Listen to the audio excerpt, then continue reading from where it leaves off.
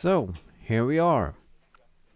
And it's with mixed feelings I'll announce that this is the end of the Hellcorder 1.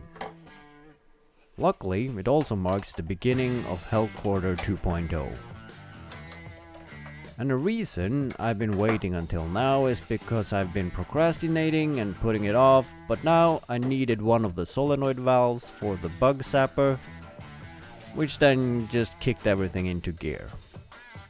So what you see me doing here is pulling apart several years of work. Not continuously, of course, it's been a lot of dry spells in between. But let's not reminisce over that anymore. Just enjoy the demolition and destruction that needs to happen before the bird phoenix is gonna rise from the ashes. I don't really know that story, so if that metaphor is totally off, I wouldn't even know it. But it sounds cool.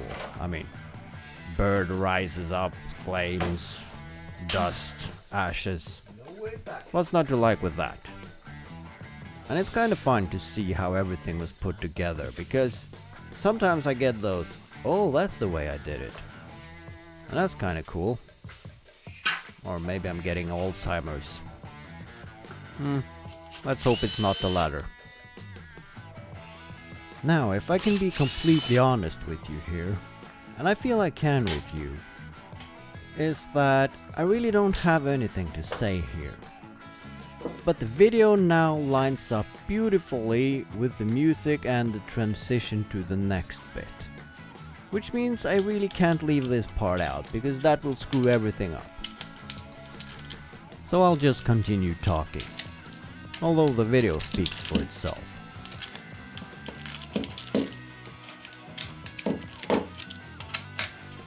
I did think about inserting a joke here about a middle-aged man nodding off, but this is not that kind of channel. At least I sped up this last bit so you didn't have to watch me undo all 25 of them in real time. You're welcome.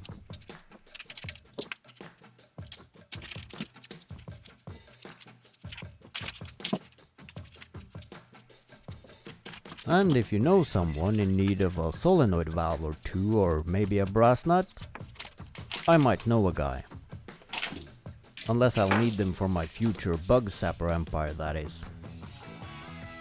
But on second thought, let's not hold our breaths.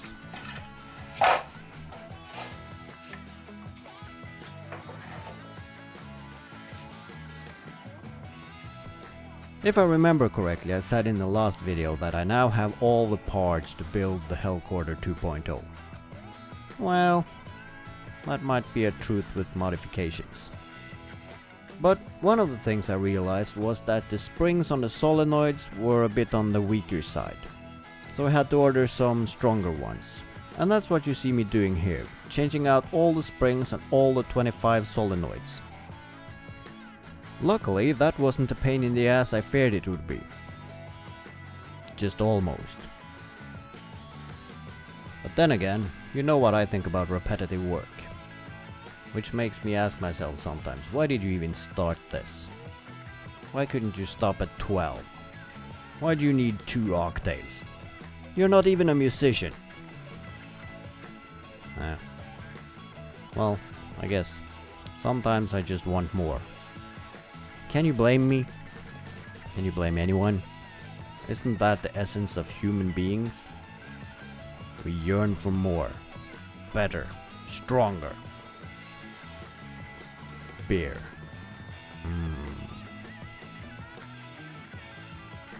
Alright, might have derailed a bit here, but you get the drift. At least, here they are.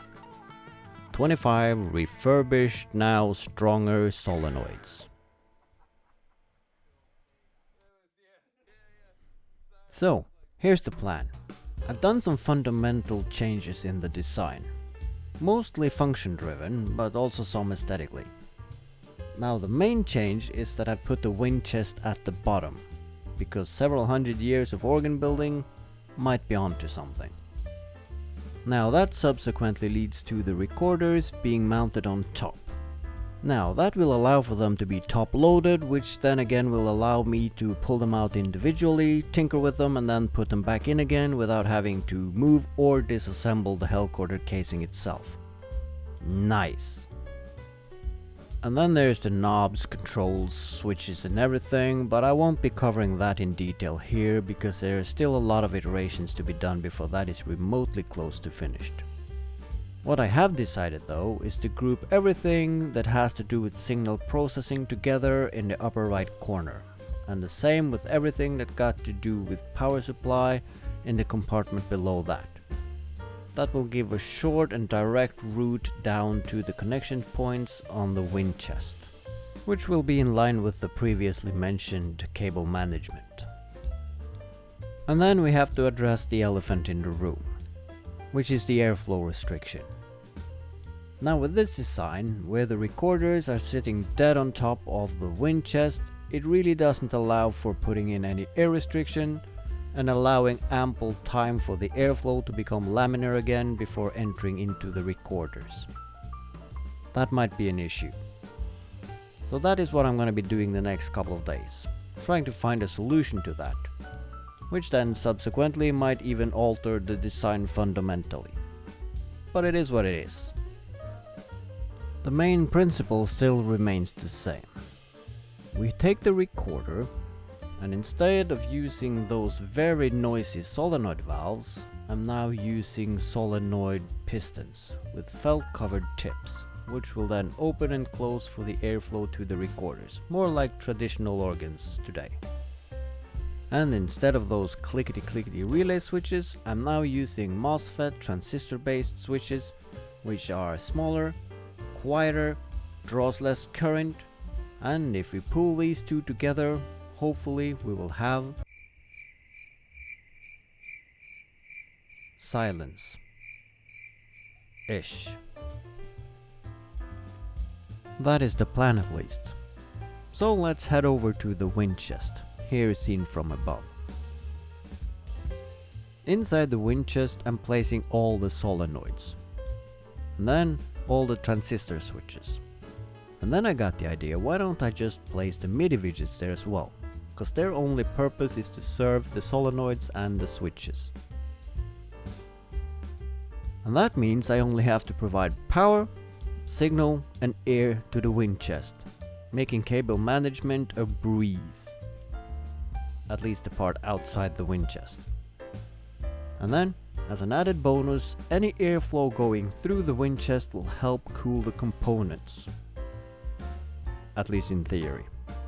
In reality, I'm guessing the air chest is gonna insulate more than any airflow will be able to cool. But hey, at least it's gonna look cool. And that counts for something, right?